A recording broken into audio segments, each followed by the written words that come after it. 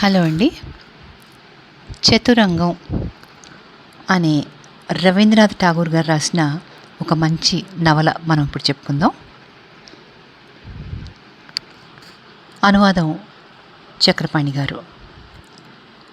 నేను మా గ్రామం నుంచి కలకత్తాకు వచ్చి కాలేజీలో ప్రవేశించేసరికి శచీశుడు బిఏలో ఉన్నాడు. అతను నా ఈడువాడే.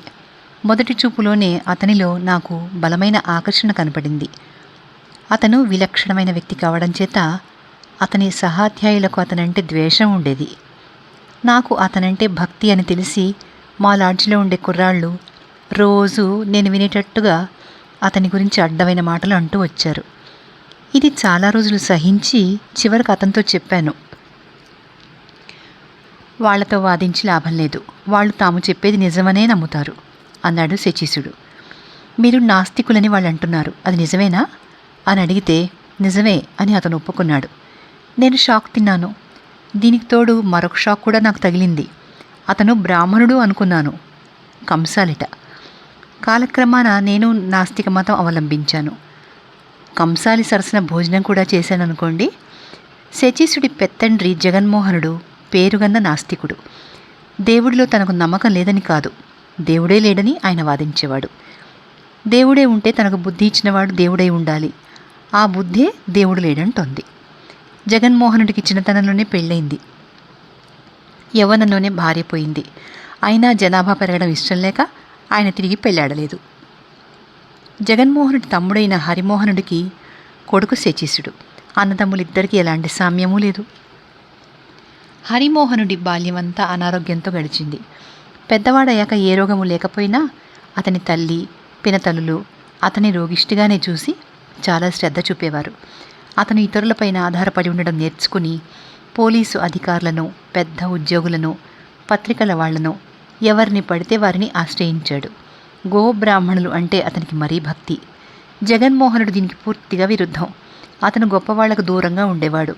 వాళ్లను దగ్గరకు రానిస్తే తనకు లోకం స్వార్థం ఆరోపిస్తుంది అని అతనికి భయం. అలౌకిక శక్తులను కూడా అతను ఆ విధంగానే దూరంగా ఉంచాడు. హరిమోహనుడికి శచీశుడు 7వ సంతానం. శచీశుడికి 3 అన్నలు 3 అక్కలు ఉండేవారు. శచీశుడు తన పెత్తండ్రి ముక్కు నుంచి ఊడిపడ్డట్టుగా ఉండేవాడు. జగన్మోహనుడు కూడా అతన్ని తన సొంత కొడుకులాగా చూసుకునేవాడు. ఇది మేలే అని శచీశుడి చదువు భారమంతా తన సోదరుడే వహిస్తాడని హరిమోహనుడు సంతోషించాడు. జగన్మోహనుడు ఇంగ్లీష్లో పెద్ద పండితుడు. శచీశుడు పెద్దన్న పురందర్ తండ్రి మాలిమితో చిన్నతనం నుంచి చెడిపోయి చదువు అంటక పెద్దవాడై పెళ్లి చేసుకున్నాక కూడా పై తిరుగుళ్ళు మానలేదు. జగన్మోహనుడు పురంధరుడి పెంపకం చూసి శచీశుడు అలా కాకుండా ఉండడానికి తగిన జాగ్రత్తలన్నీ పడ్డాడు. తన ఈడువాడితోలాగా ఆయన శచీశుడితో అన్ని విషయాలు చర్చించేవాడు. అతనిలో వ్యర్థమైన పాతభావాలుంటే వాటిని ప్రక్షాళన చేసేవాడు. మనం ఇతరుల శాసనాన్ని ఒప్పుకోం గనక మనని మనమే శాసించుకోవాలి. నాస్తికుడి ధర్మం ప్రతిఫలాపేక్ష లేకుండా సాధ్యమైనంత మందికి ఉపకారం చేయడం, అత్యధిక సంఖ్యాకులకు అత్యధికమైన మేలు కలగడమే మన ఆదర్శం అని బోధించేవాడు. శచీశుడి చదువు పూర్తయ్యాక అతని తండ్రి హరిమోహనుడు అతన్ని తనకేసి తిప్పుకోవాలని చూశాడు. సాధ్యం కాలేదు. తన కొడుకుని గురించి అన్నను గురించి దుష్ప్రచారం సాగించాడు.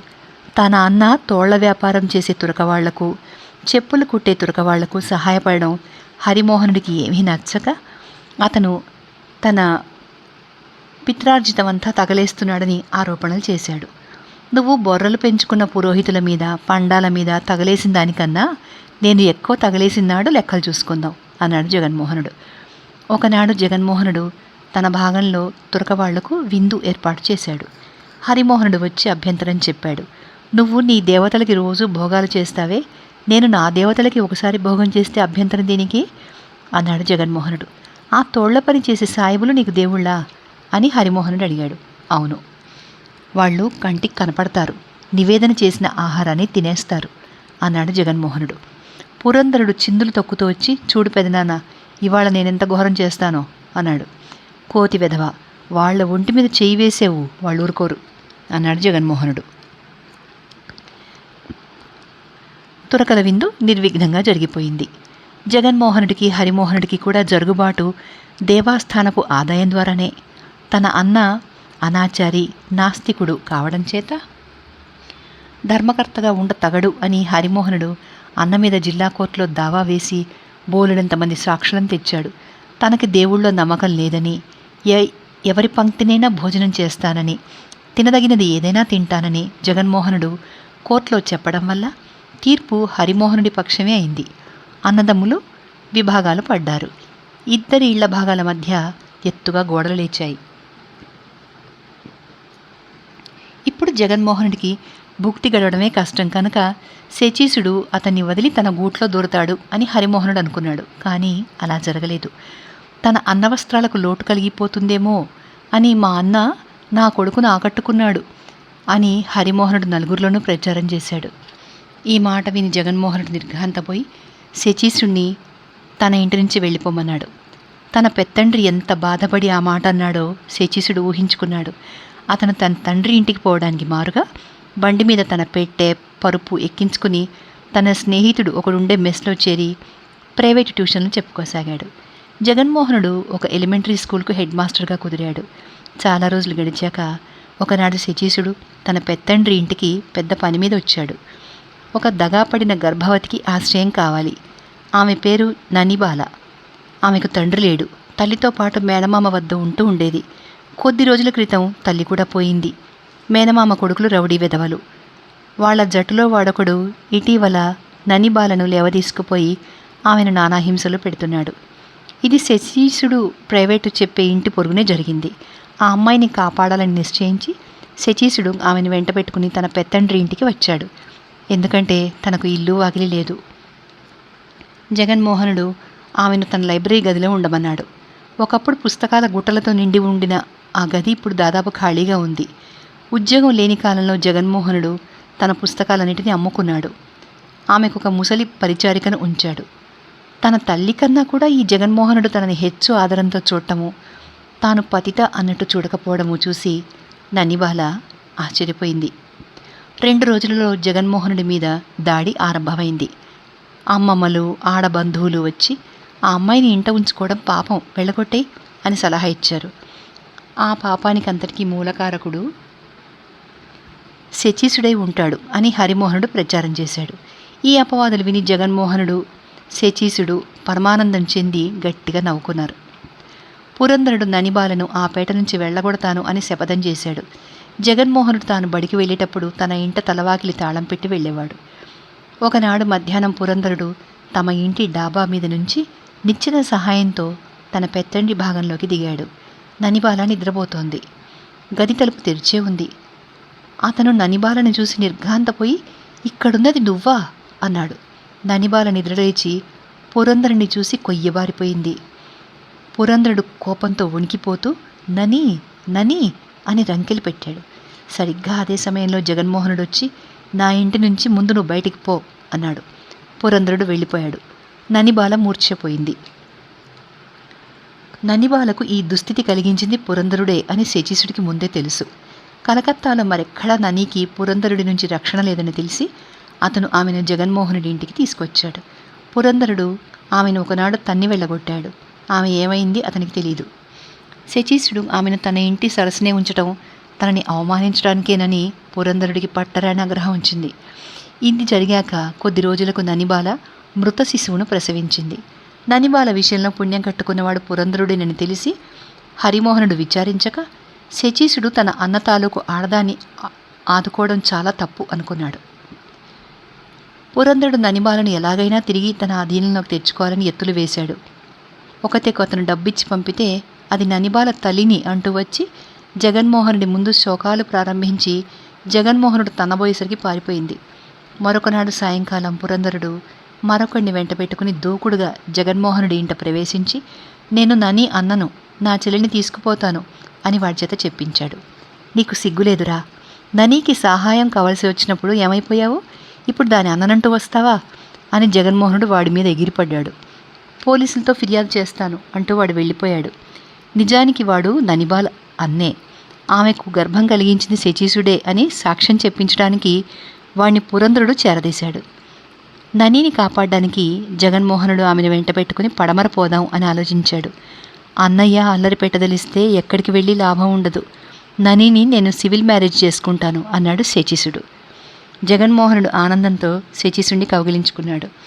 ఆ సంగతి తెలిసి హరిమోహనుడు తన అన్న వద్దకొచ్చి, ఆ చెడిపోయిందని శచీసుడికిచ్చి పెళ్లి చేసి నా మీద పగ తీర్చుకుంటావా? ఈ ప్రయత్నం మాను, నా ఆస్తిలో సగం ఇస్తాను అన్నాడు. జగన్మోహనుడు మండిపోయి, నేను నీలాంటి ధార్మికుణ్ణి కాదు, నాస్తికుణ్ణి.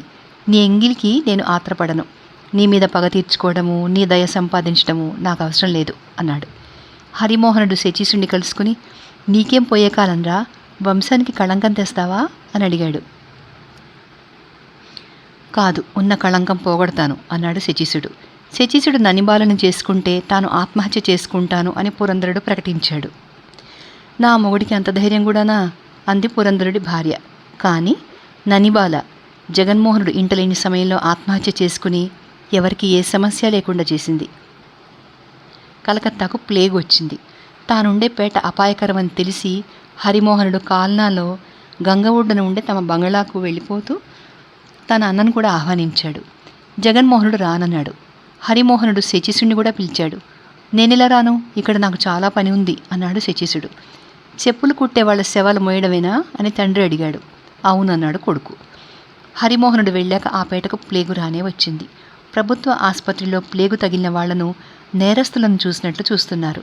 అది తెలిసి జగన్మోహనుడు తన ఇంట్లోనే ఒక ప్రైవేటు ఆసుపత్రి ఏర్పాటు చేశాడు. అందులో నేను, శచీసుడు, మరి 4 కుర్రాళ్ళు పనిచేశాం. వాళ్లలో ఒకడు డాక్టర్. ఈ ఆసుపత్రిలో మొదట చచ్చిపోయినవాడు ఒక తురకవాడు, రెండవవాడు జగన్మోహనుడే. బ్రతికి ఉండగా శచీసుడు పెద్ద తండ్రికి ఎన్నడూ ప్రణామం కూడా చేయలేదు. ఇప్పుడతను ఆయన శవం యొక్క పాదధూళి తీసుకున్నాడు. ఆ తర్వాత శచీసుడు ఎటు వెళ్ళిపోయాడో ఏమయ్యాడో ఎవరికి తెలీదు. మా దళంలో మిగిలిన వాళ్ళం మాత్రం మతాన్ని ఖండిస్తూ, మతాభిమానులను తిడుతూ అందరికీ ఆగ్రహం తెప్పిస్తున్నాం. 2 ఏళ్లైంది. శచీసుడి జాడ లేదు. మేము శచీసుడిని నిందించలేదు, కానీ అతనిలో దార్ఢ్యం తక్కువ అని మటుకు అనుకున్నాం. జీవితం అనే గీటురాయి మీద శచీసుడు చెల్లని రూపాయి అయిపోయినాడు అని మేము సిగ్గుపడేవాళ్ళం. చివరకు మాకు శచీసుడి జాడ తెలిసింది. లీలానంద స్వామి అనే వైష్ణవ బావాజీ శిష్య బృందంలో అతను చేరాట. అందరూ కీర్తనలు పాడుతూ, తాళాలు వేస్తూ, నృత్యాలు చేస్తూ చాలా అట్టహాసం చేస్తారట. ఒక నాస్తికుడు ఈ భజనల జట్టులో చేరి ఎందుకు నృత్యాలు చేస్తున్నాడో నాకు బోధపడలేదు. మాకిది చాలా తలవంపులైంది. మా వాళ్ళందరికీ అతని మీద కోపం వచ్చింది. నాకు మటుకు రాలేదు. నేను లీలానంద స్వామిని వెతుక్కుంటూ ఏర్లు, మైదానాలు, ఊళ్ళు, పొలాలు దాటి ఒకనాటి మధ్యాహ్నం 2 గంటల వేళ శచీసుడిని పట్టుకున్నాను. ఆ కుగ్రామంలో గురూజీ ఆశ్రమం. దూర గ్రామాల నుంచి వచ్చిన భక్తులతో కిటకిటలాడుతుంది. అందరికీ భోజనాల ఏర్పాట్లు జరుగుతున్నాయి. శచీసుడితో ఒంటరిగా మాట్లాడడం పడలేదు. ఎన్నడూ లేనిది శచీసుడు నన్ను చూడగానే పరిగెత్తుకుంటూ వచ్చి గట్టిగా కౌగిలించుకున్నాడు. తన గదిలో విశ్రాంతి తీసుకుంటున్న గురూజీ నేనెవరు అని శచీసుడిని అడిగితే, నా స్నేహితుడు శ్రీవిలాస్ అని అతను చెప్పాడు. నేను ఇంగ్లీష్లో ధారాళంగా ఉపన్యాసాలు ఇవ్వడానికి నాస్తికునిగాను పేరు పడి ఉన్నవాణ్ణి. గురూజీ నన్ను తన దగ్గరికి పిలిపించుకున్నాడు. శచీసుడు ఆయన కాళ్ళ దగ్గర నేల మీద కూర్చుని కాళ్ళొత్తుతున్నాడు. నేను కూర్చోవడానికి అక్కడేమీ కనబడలేదు. అయితే త్వరలో మాకు దామిని ఎదురుపడింది. ఆవిడ త్వరలోనే నేను, శచీసుడు మాత్రమే గురువుగారి వెంట ఉన్నప్పుడు మా ఎదుట పడసాగింది. ఆమె యవ్వనంలో ఉంది. ఆమె లోపల అగ్ని ప్రజ్వలిస్తోంది. దామిని తండ్రి మొదట చాలా సంపన్నుడు.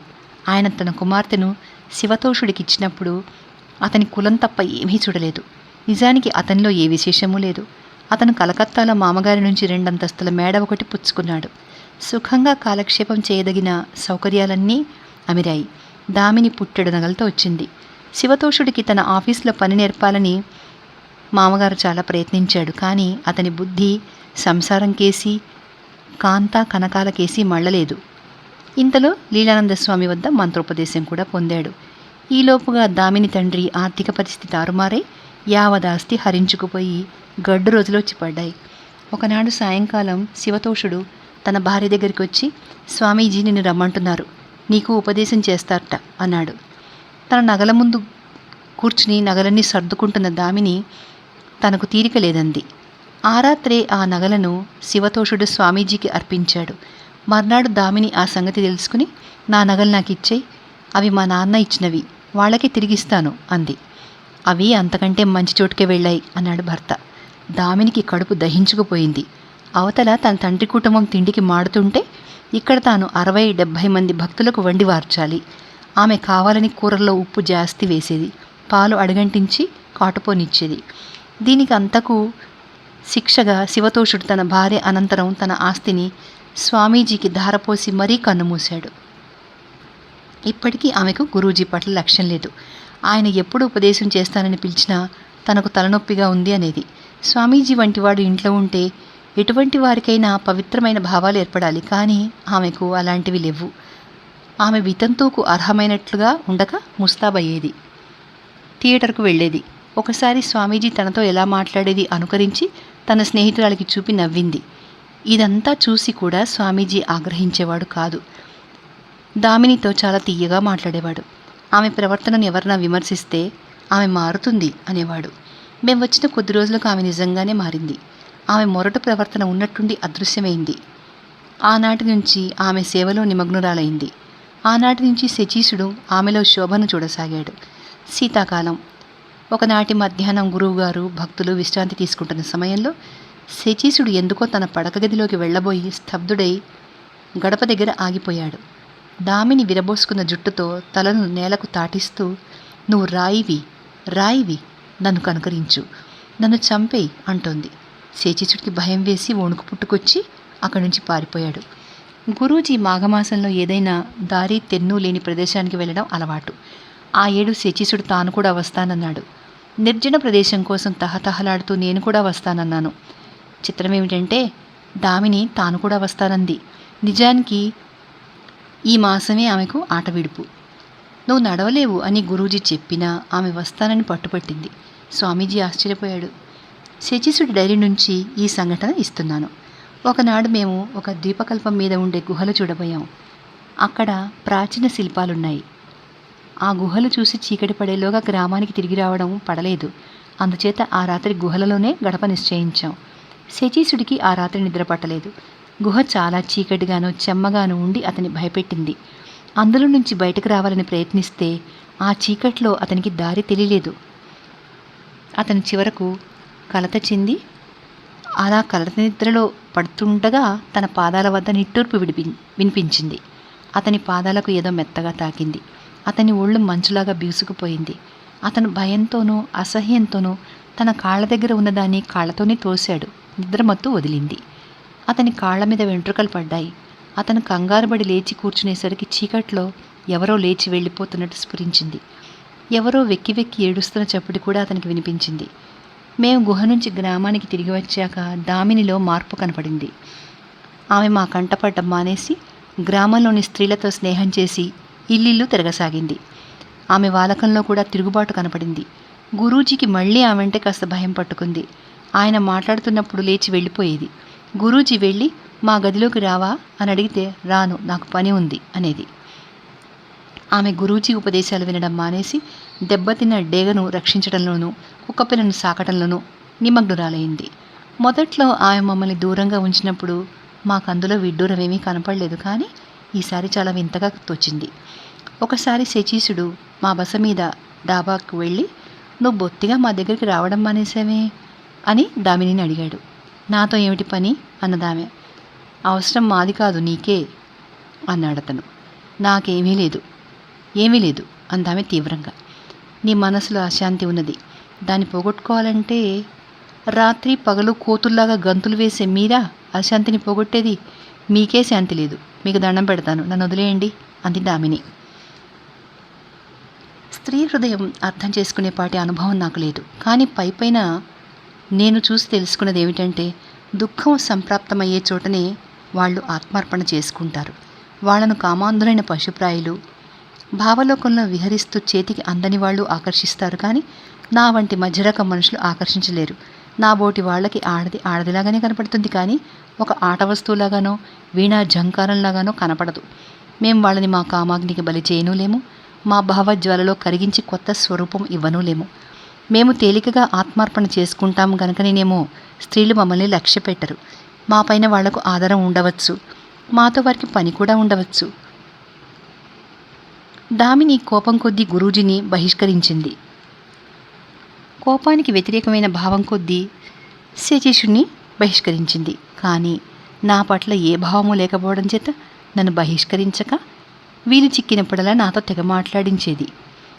రసచర్చలకు అప్పుడప్పుడు నేను కూడా ఎగనామం పెడుతుండేవాణ్ణి. శచీసుడు అది గమనిస్తూ ఉండేవాడు. ఒకసారి నేను సంకీర్తన ఎగ్గొట్టి ముంగిస వెనక పాలు పట్టుకుని పరిగెడుతుండగా శచీసుడు చూశాడు. నేను కంగారు పడి పాలపిడత అక్కడే ఉంచేసి పక్కకు పారిపోయాను. దామిని నా పరువు దక్కనివ్వకుండా, ఎక్కడికి పోతున్నారు శ్రీవిలాస్ బాబు, ఈ పాటికి సంకీర్తన ముగిసే ఉంటుంది, కాసేపు కూర్చోండి అంది.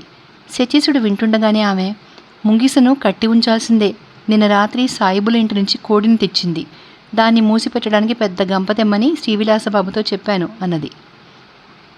గురూజీ శచీసుడి చేత సేవ చేయించుకోవడానికి, దామిని నా చేత సేవ చేయించుకోవడానికి తేడా ఏమీ లేదు. శచీసుడు ఏమీ అనకుండానే వెళ్ళిపోయాడు. అది మొదలు దామిని ప్రతి చిన్న పనికి నన్ను పిలుస్తూ ఉండేది. ఒకనాడు ఆమె ఏదో వంటకం తయారు చేసి తినడానికి నన్ను పిలిచింది.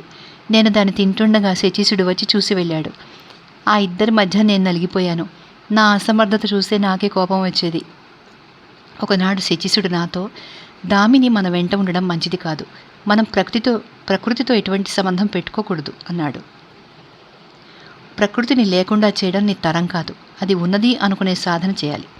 దానికి దూరంగా వెళ్ళి సాధన చేద్దాం అనుకోవడం ఆత్మవంచన, దెబ్బతింటావు అన్నాను. మన మనస్సు మన వశంలో ఉండకుండా చేయడానికే ఆడవాళ్ళు ఉద్దేశించబడ్డారు. వాళ్లకు దూరంగా ఉంటేనే కానీ ఆత్మ సంయమనం రాదు అన్నాడు శచీసుడు. నేను మాయ చుట్టి ఉన్నానని, సాధన అంటే సరదాగా ఆడుకోవడం అనుకుంటున్నాను అని నన్ను తిట్టి అతను గురూజీ దగ్గరికి వెళ్ళి కాళ్ళు పట్టాడు. తర్వాత శచీసుడు గురూజీ కలిసి ప్రకృతి అల్లుతుండిన మాయాజాలాన్ని గురించి చాలా రోజులు చర్చించారు. గురూజీకి దామిని పెద్ద సమస్య తెచ్చిపెట్టింది. సాఫీగా ప్రవహించే నీటిలో పెద్ద సుడిగుండం కలిగించింది. పైగా గురూజీకి దామిని అంటే భయం. ఒకనాడు గోవిందస్వామి ఆలయంలో భజన ఏర్పాటైంది. దూరం నుంచి ఎవరో భజనకారుడు వచ్చాడు. రాత్రి చాలాసేపటికి కానీ భజన ముగియదు. అందరం అక్కడికి వెళ్ళాం. నేను మాత్రం భజన ఆరంభంలోనే జారుకుని బసకు వచ్చేశాను. ఆ రోజు దామిని మనసు విప్పి నాతో తన కష్టసుఖాలు మాట్లాడింది. ఎప్పుడు వచ్చాడో శచీసుడు వచ్చి మా వెనక నిలబడ్డాడు. అతన్ని చూడగానే దామిని కళ్ళు తుడుచుకుని అవతలి గదిలోకి వెళ్ళిపోబోయింది. శచీసుడు ఆమెను ఆపి, చూడు దామిని, మేం గురూజీ వెంట వచ్చిన ఉద్దేశము, నువ్వు వచ్చిన ఉద్దేశము ఒకటి కాదు. ఈ భక్తుల వెంట నువ్వెందుకు అని అడిగాడు. దామిని కళ్ళ వెంట నిప్పులు రాలుస్తూ, నేను కోరి ఇక్కడ ఉన్నానా? వెళ్ళిపోయే అవకాశం ఏది? నేను మా భక్తుల ఖైదీని అన్నది. నువ్వు మీ బంధువులు ఎవరి దగ్గరికైనా వెళ్ళి ఉంటే మంచిదని మేము తీర్మానించాం అన్నాడు శచీసుడు. మీరు తీర్మానించానే, నేను తీర్మానించలేదు అన్నదామె. అందువల్ల నీకేమిటి ఇబ్బంది? మీ ఇష్టం వచ్చినట్టు రావడానికి పోవడానికి నేను మీ చేతి కీలుబొమ్మను కాదు. మీకు ఇష్టమవుతుందని రాలేదు, కష్టమవుతుందని వెళ్ళిపోను అంటూ దామిని పక్క గదిలోకి వెళ్ళి తలుపులు మూసుకున్నది. శచీసుడు భజనకు మరి వెళ్ళలేదు. నేను మాత్రం బయటకు వెళ్ళి చీకట్లో గ్రామం అంతా తిరిగాను. గురూజీ నన్ను, శచీసుడిని రసస్వర్గంలో నిలిపి ఉంచడానికి చేసిన ప్రయత్నాలు దామిని భగ్నం చేయసాగింది. మా రసస్వర్గం మట్టికుండలాగా బద్దలు కానుంది. శచీసుడు దారం తెగినా కూడా ఇంకా ఆకాశంలో ఆడుతున్న గాలిపటంలాగా ఆగిపోయాడు. అతని పూజలు, జపాలు యథాప్రకారం జరుగుతున్నా అతని గుండె లోపల దడ మాత్రమే ఉంది. దామినికి నాకు మధ్య రహస్యాలు లేవు గనక మేము ఎప్పటిలాగానే ఉన్నాం. కానీ గురూజీ భయము, శచీసుడి బాధ నానాటికి పెరిగిపోతున్నాయి. వాటిని మరింత చేయడానికి దామిని, మేము ముగ్గురు మాట్లాడుకునే సమయంలో నన్ను పిలుస్తుండేది. కొద్దిగా నేను పస్తాయించి చివరికి వెళ్ళేవాడిని. ఒకరోజు గురూజీ దామినితో, అమ్మా, మేము ఇక్కడి నుంచి చాలా దూర ప్రదేశానికి అతి కష్ట ప్రయాణం చేయబోతున్నాం. నువ్వు మీ పిన్నిగారింటికి పోవడం మంచిది అన్నారు. నేను వెళ్ళను. ఆవిడ నాకు వరుస పిన్ని కానీ అసలు పిన్ని కాదు. కాకపోయినా ఆమె నన్నెందుకు ఉంచుకోవాలి? నా మంచి చెడ్డలు విచారించే బాధ్యత, నన్ను కట్టుబాటులో ఉంచే బాధ్యత మీరు మీద వేసుకున్నారు. దాన్ని ఇప్పుడు ఎవరి మీదకి తోస్తారు అన్నదామె. అయితే నేను ఎప్పటికీ నిన్ను వెంట ఉంచుకోవాల్సిందేనా? నేను పోతే ఏం చేస్తావు అన్నాడు గురూజీ. ఆ సంగతి ఆలోచించే అధికారం నాకెవరిచ్చారు? నాకెవరూ లేరు, డబ్బు లేదు, అంతే నాకు తెలుసు అంటూ దామిని వెళ్ళిపోయింది. గురూజీ పెద్ద నిట్టూర్పు విడిచారు. ఒకసారి దామిని నన్ను మంచి పుస్తకాలు తెచ్చిపెట్టమని అడిగింది. దామిని ఉద్దేశంలో మంచి పుస్తకాలంటే భక్తి రత్నాకరం లాంటివి కాదు. నేను ఒక ఆధునికుడి రచనలు తెచ్చాను. అవి గురూజీ చేతిలో పడ్డాయి. ఆ పుస్తకాలు ఎవరి కోసం అని ఆయన నన్ను అడిగారు. చెప్పాను. ఒక పుస్తకం తీసి పేజీలు తిరగేసి, ఇందులో సాత్విక వాసనలు ఏవీ ఉన్నట్టు లేదే అన్నాడు ఆయన. కానీ సత్యం వాసన ఉన్నది అన్నాను.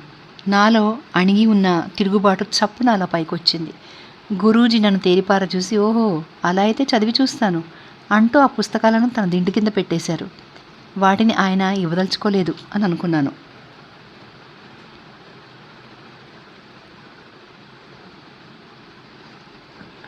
నేను నిన్ను అడిగిన పుస్తకాలు ఇంకా రాలేదేం శ్రీవిలాస్ బాబు అని అడిగింది దామిని.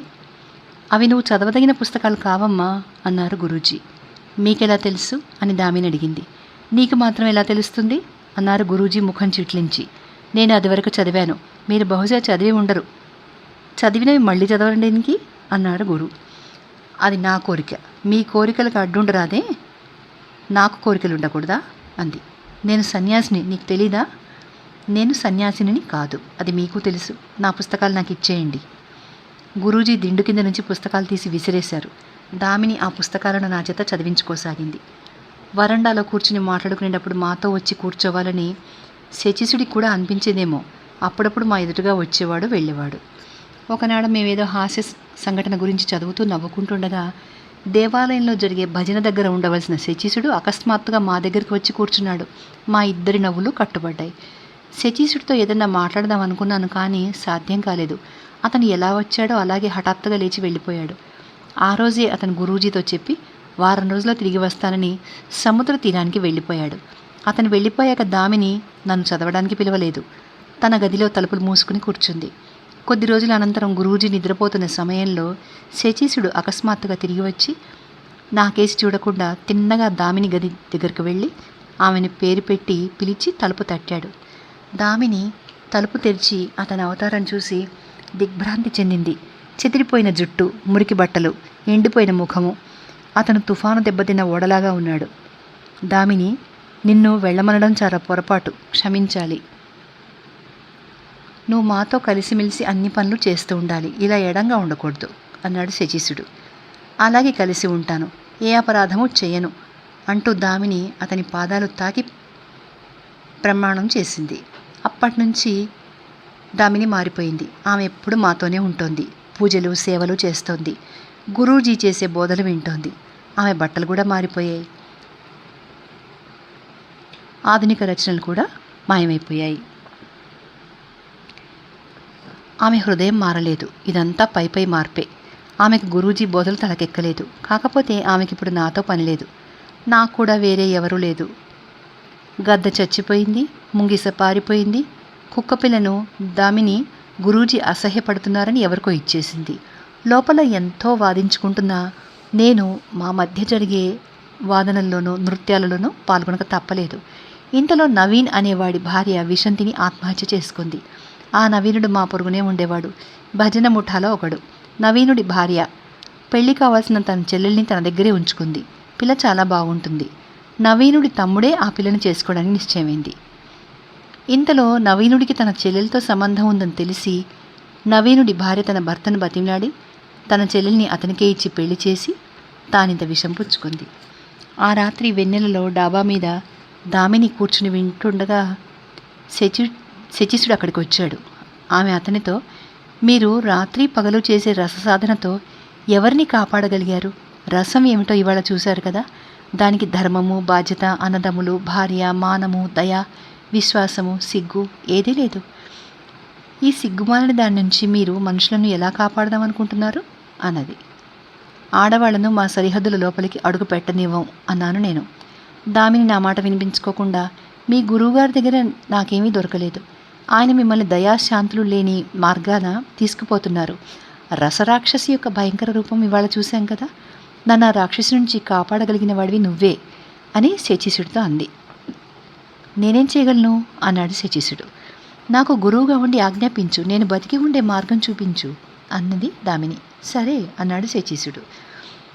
ఆ తర్వాత శచీసుడు మళ్ళీ మతం మార్చాడు అని పుకార్లు బయలుదేరాయి. ఇప్పుడు అతనికి ఎందులో నమ్మకమో ఎవరికీ తెలీదు. పూర్వంలాగానే సంఘసేవ చేస్తున్నాడు. కానీ ఎవరితోనూ వాదనలు, దెబ్బలాటలు లేవు. మరొక విషయం, దామిని నన్ను పెళ్ళాడింది. ఇది ఎలా జరిగిందో ఎవరికీ తెలీదు, తెలియాల్సిన అవసరం కూడా లేదు.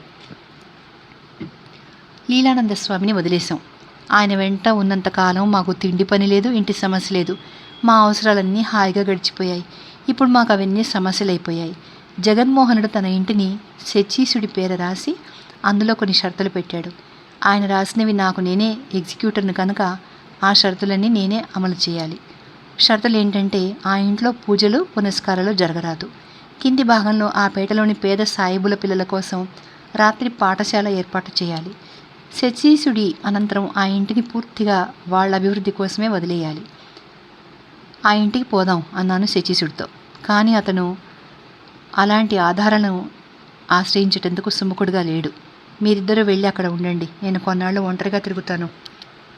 ఇప్పుడిప్పుడే గమ్యం గోచరమవుతోంది, దాని అన్వేషణ ఇప్పుడు మాంతే మరి దొరకదు అన్నాడు అతను. అతను అలా ఒంటరిగా తిరగడానికి వీల్లేదన్నది దామిని నాతో. అది వరకు ఒకసారి ఇలాగే ఒంటరిగా తిరిగి బీభత్సంగా తిరిగి వచ్చాడు, జ్ఞాపకం లేదు అన్నదామె. నాకు మండిపోయింది. పెత్తండ్రి పోయాక అతను 2 ఏళ్ళు ఒంటరిగా తిరిగాడు, అప్పుడు చచ్చిపోలేదే అన్నాను. మనిషి అంత త్వరగా చావడు, కానీ మనం ఉండగా అతన్ని బాధపడనివ్వడం దేనికి శ్రీవిలాస్ బాబు అంది దామిని. మనం అని ఆమె నన్ను కూడా తనతో కలుపుకున్నందుకు నాకు ఆనందం వేసింది. సరే, మేము కలకత్తా వెళ్ళే ఆలోచన మానుకుని ఒక పాడుబడిన దయ్యాల కొంపలో మకాం ఏర్పాటు చేశాం. శచీసుడి సాధన నాకు అంత చిక్కలేదు. గురూజీ వెంట ఉన్నప్పుడు అతను పాడి గంతులు వేసి లోపల ఉండే ఉద్రేకాన్ని ఏదో రూపంలో బయటకు విసర్జించేవాడు. ఇప్పుడు అవకాశం లేదు. అతను అగ్నిని ఆరాధిస్తున్నాడు, అగ్నిలాగా వెలుగుతున్నాడు. అతన్ని చూస్తే భయం వేస్తుంది. ఎవరినన్నా ఒక గురువును చూసుకుని నీ భారం ఆయన పైన వేశావంటే సాధనకు తేలికవుతుంది అన్నాను అతనితో. మాయలో మునిగిపోవడం మరింత తేలిక. తేలికైన సాధన ఎవడికి కావాలి అన్నాడతను. అతని మాటలు పరస్పరం విరుద్ధంగా కూడా ఉండేవి కాదు. ఎప్పుడెక్కడ ఉంటాడో చెప్పడానికి లేకుండా ఉండేది. రోజు రోజుకి శుష్కిస్తున్నాడు. అది చూసి దామిని ప్రాణాలు కొట్టుకుపోయేవి. అతని స్నానపానాలు క్రమంగా జరిగేటట్టు చూడడానికి ఆమె విశ్వ ప్రయత్నం చేసేది. కానీ శచీసుడు ఏ నియమాలకు లొంగే రకం కాదు. ఒకనాడు ఉదయం అతను ఏరు దాటి అవతల ఒడ్డున ఉండే ఇసుక దిబ్బల మీదకి వెళ్ళాడు. దామిని అన్నం తినలేదు. మధ్యాహ్నం దాటిపోయింది, అతను తిరిగి రాలేదు. దామిని అతని భోజనం పళ్ళెంలో పెట్టుకుని అవతల ఒడ్డుకు వెళ్ళి చూసింది. ఎక్కడా మనిషి పొడలేదు. కేకలు పెట్టింది, జవాబు లేదు. చివరకు ఆమె ఇసుకలో కాలి గుర్తులు చూసి వాటిని బట్టి వెళితే ఒక చెరువు ఒడ్డున ఇసుక దిబ్బ నీడలో కూర్చుని శచీసుడు కనిపించాడు. ఆమెను చూసి అతను ఎందుకు వచ్చావు అన్నాడు. భోజనం తెచ్చానన్నది. తిననన్నాడు. చాలా పొద్దుపోయింది అంటుంది. కావలిస్తే కొంచెంసేపు ఆగి తినమంది. అతను దామిని మీద చిరాకు పడ్డాడు. ఆమె తిరిగి వచ్చేసి కాళ్ళు చాచుకుని కూర్చుని కళ్ళనీళ్ళు పెట్టుకుంది. ఆమెకు ఒకంతట కన్నీరు రాదు. ఇవాళ ఆమె కన్నీరు పెట్టుకుంది. శచీసుడి పోషణ గురించి నీకింత తాపత్రయం దేనికి అని దామిని అడిగాను. నాకు సాధ్యమైంది ఇదే, మిగతా విషయాలన్నీ అతనే చూసుకుంటాడు, నేనేం చేయగలను అందామె. ఇది జరిగినాక శచీసుడు చాలా మంచిగా ఉండడం మొదలుపెట్టాడు. దామిని సంతోషపెట్టడానికి అనేక ప్రయత్నాలు చేశాడు. మాతో మామూలుగా మాట్లాడడం మొదలుపెట్టాడు. ఇదంతా తెచ్చిపెట్టుకున్నది కాదు. ఇందువల్ల దామినికి బాధే తప్ప ఆనందమేమీ కలగలేదు. ఒకనాడు రాత్రి 2 గంటల వేళ శచీసుడికి జ్ఞానోదయం అయింది. అతని ఇంటి ముందు నిలబడి నన్ను దామిని కేకపెట్టి పిలిచాడు. మేము నిద్రలేచి కళ్ళు నిలుపుకుంటూ బయటకు వెళ్ళాం.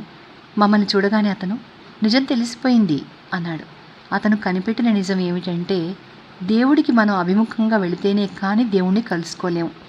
దేవుడు నడిచే దారినే మనం నడిస్తే మనకు దేవుడికి భేటీ జరగదు. దేవుడు ఆకారం కేసి వస్తాడు, మనం నిరాకారం కేసి పోవాలి. దేవుడు బంధాల కేసి వస్తాడు, మనం బంధ విముక్తి కేసి పోవాలి. ఈ రహస్యం అర్ధరాత్రి వేళ శచీసుడికి హఠాత్తుగా బోధపడింది. ఇది జరిగాక అతను మళ్ళీ పూర్వంలాగా అయిపోయాడు. అతను ఏం తినేవాడో, ఎప్పుడు నిద్రపోయేవాడో తెలియదు. ఒకనాటి రాత్రి ప్రళయమైన గాలివాన ఆరంభమైంది. మేము ముగ్గురము 3 గదులలో పడుకునేవాళ్ళం. నేను ఆ గాలివాన బీభత్సానికి మేలుకున్నాను. తిరిగి నిద్రపట్టలేదు. మా గదుల ముందు వరండాలో ఉండే కిరసనాయిల బుడ్డి దీపం గాలికి ఆరిపోయి అంధకారంగా ఉంది. ఆ సమయంలో శచీసుడు తన గదిలో నుంచి ఎవరది అని కేకవేయడం వినపడింది. నేను దామినిని. కిటికీలో నుంచి జల్లు లోపలికి వస్తుంది, రెక్కలు మూసేస్తాను అన్న దామిని జవాబు వినపడింది. శచీసుడు గదిలో నుంచి బయటకు వెళ్ళిపోయాడు. అతను తిరిగి వస్తాడని చూసింది. గడప దగ్గర తిష్ట వేసింది. ఇంతలో ఆకాశంలో పెద్ద మెరుపు. ఆమెకు శచీసుడు ఆ మెరుపులో నది ఒడ్డున నిలబడి కనిపించాడు. దామిని అతని వద్దకు వెళ్ళి అతని పాదాల మీద పడి, నేనేం అపరాధం చేశాను, నన్ను ఎందుకు ఇట్లా శిక్షిస్తున్నావు అంది. శచీసుడు ఏమీ అనలేదు. ఆమె రమ్మనగానే వచ్చేశాడు. తిరిగి వచ్చాక అతను దామినితో, నాకు కావలసిన వాడి కోసం నేను వెతుక్కుంటున్నాను. లోకంలో నాకు ఇంకేదీ అవసరం లేదు. దయచేసి నన్ను విడిచిపెట్టి వెళ్ళు అన్నట్ట. అలాగే వెళ్ళిపోతానన్నదిట దామిని. ఆ మర్నాడు దామిని తనను కలకత్తా తీసుకుపోమని నన్ను అడిగింది. రాత్రి జరిగింది నాకు తెలియదు. అయినా నేను ఎందుకని అడగలేదు. ఆమె వెళ్ళిపోవడం మంచిదని నాకు అనిపించింది. దామిని బయలుదేరి వచ్చేటప్పుడు ఆమె శచీసుడు ఒకరికొకరు క్షమాపణలు చెప్పుకున్నారు. నాకు శచీసుడి మీద రేగుతున్న కోపాన్ని దామిని ఎదుట బయటపెట్టాను. అతని గురించి నా ఎదుట ఎప్పుడూ అలాంటి మాటలు అనవద్దు అని దామిని కోపంగా అంది. దామినిని పిన్నిగారింటి దిగబెట్టి నేను ఒక పాత మెస్కి వెళ్ళాను. మర్నాడే దామిని నాకు ఉత్తరం రాసింది. ఆమె పిన్నిగారింట్లో ఆమెకి చోటు లేదుట. ఆమె చెడిపోయిన వారిలో జత అయిందిట. తనను తీసుకుపోమ్మంది దామిని. ఆమె తల్లిదండ్రులు పోయారు. ఒకరిద్దరు తోబుట్టువులు ఉన్నారు, కానీ కటిక దరిద్రం అనుభవిస్తున్నారట. అయితే ఎక్కడికి పోతావు అన్నాను. లీలానంద స్వామి దగ్గరకు అందామె. నేను నిర్ఘాంతపోయి, ఆయన నిన్ను మళ్ళీ రాణిస్తారా అన్నాను. సంతోషంగా రాణిస్తారు అన్నదామె. నిజమే అయి ఉండాలి. ఆమెకు మనుషుల సంగతి బాగా తెలుసు. అప్పుడు నేనన్నాను, నా వంటి వాణ్ణి చూసి పెళ్ళాడితే అనేక గడ్డు సమస్యలు సులువుగా తీరిపోతాయి. నీకేమన్నా పిచ్చా శ్రీవిలాసబాబు? నా వంటి దాన్ని పెళ్ళాడితే నీ గతి ఏమవుతుందో ఆలోచించావా అన్నదామె. ఆ భయం నీకొద్దు. నా గతి ఇంతకన్నా పాడయ్యేది లేదు అన్నాను. చాలాసేపు మాట్లాడుకున్నాం, కానీ నేను అడిగిన దానికి అవునని కానీ కాదని కానీ సమాధానం లేదు. కలకత్తాలో నరేన్ అనే మిత్రుడు తన ఇంట్లో ఖాళీగా ఉన్న భాగంలో మమ్మల్ని తాత్కాలికంగా ఉండనిచ్చాడు. ఇంతకాలంగా నన్ను ఎరిగినా కూడా దామిని ఇప్పుడు నన్ను కొత్త కళ్ళతో చూసి నాలో ఎలాంటి ప్రకాశంగానే ఉన్నదా అని తెలుసుకోవడానికి ప్రయత్నిస్తుంది. ఇదివరకు మరొక దిదీప్యమైన కాంతి ఆమె దృష్టిని అరికట్టి ఉంచింది. కానీ ఈ కలకత్తా గొందిలో నేను ఆమె దృష్టిలో అసామాన్యుణ్ణి కావడానికి క్షణం కూడా పట్టలేదు. నా ముఖంలో దామినికి సృష్టిలో ఉన్న సౌందర్యం కనపడసాగింది. నేను గొప్ప సాహసిని అయ్యాను. నా సాధన అసాధ్యమైందయింది. చైత్రమాసం క్షణంలాగా గడిచింది. వైశాఖ మాసంలో పెళ్లి ముహూర్తం పెట్టుకున్నాం. పెళ్లికి శచీసుడు రావాలని, అతనే కన్యాదానం చేయాలని ఆమె పట్టుపట్టింది. అతను ఎక్కడుంటాడో ఉత్తరాలు రాసే జవాబు లేదు. చివరికి ఇద్దరము వెళ్ళి అతన్ని పట్టి కలకత్తాకు తెచ్చాం. శచీసుడు అమిత ఉత్సాహంతో పెళ్లి పనుల్లో కలగజేసుకుని నిశ్శబ్దంగా జరగాల్సిన పెళ్లిని హోరెత్తించేశాడు. మా పేటలో ఉండే సాయిబులకు పెళ్లి మాట తెలియగానే హైదరాబాద్ నుంచి ఏ నిజామో వస్తున్నంత హడావిడి చేసేశారు. శచీసుడి కోరికపై నేను దామిని అతని ఇంటనే గృహప్రవేశం చేశాం. ఆ రోజు విందుకు అతిథి శచీసుడు ఒక్కడే. కానీ మేము ఆ ఇంటిని హరిమోహనుడి చేతి నుంచి స్వాధీనం చేసుకోవడం యజ్ఞం చేసినంత పని అయింది. ఆ యజ్ఞం మా చేత చేయించిన వారు మా పేటలోని సాయిబులు. వాళ్ళు మాకు వకీళ్ల బెడద, కోర్టు బెడద లేకుండా చేశారు. నాకు లెక్చరరు ఉద్యోగం దొరికింది. నేను 2 చేతులా సంపాదించాల్సిన అవసరం ఏర్పడింది. నోట్స్ పుస్తకాలు రాశాను. ఈ సంపాదన అంతా మా ఇద్దరి కోసం కాదు, శచీసుడి భద్రతకు కావలసిన ఏర్పాట్లు చేయడం మా బాధ్యత అని దామిని అనుకుంది. దామినికి పెళ్లి కావాల్సిన మేనకోడళ్ళు 2 ఉన్నారు. వాళ్ళ పెళ్ళిళ్ళు చేయాలి. ఆమె మేనలుళ్ళ చదువులకు ఏర్పాట్లు చేయాలి. వాళ్ళెవరూ మా ఇంట అడుగు పెట్టరు. కానీ మా వల్ల ధన సహాయం పొందడానికి అభ్యంతరం చెప్పరు. ఆర్జన చాలికెట్టలేదు. ఒక ఇంగ్లీషు పత్రికలో సబ్ ఎడిటర్గా పని సంపాదించాను. మాకు జీవితం ఆనందమయంగానే సాగింది. ఇది రవీంద్రనాథ్ ఠాగూర్ రచించిన నవల. అయితే ఇందులో పాతకాలంలో రాసిన రచన కాబట్టి కులాల పేర్లు అవన్నీ నవలలో ఏ విధంగా రాశారో అది మనం చదువుకున్నాము. ఒకసారి మీకు అందరికీ ఈ మాట చెప్పాలని అనిపించింది. Thank you for watching.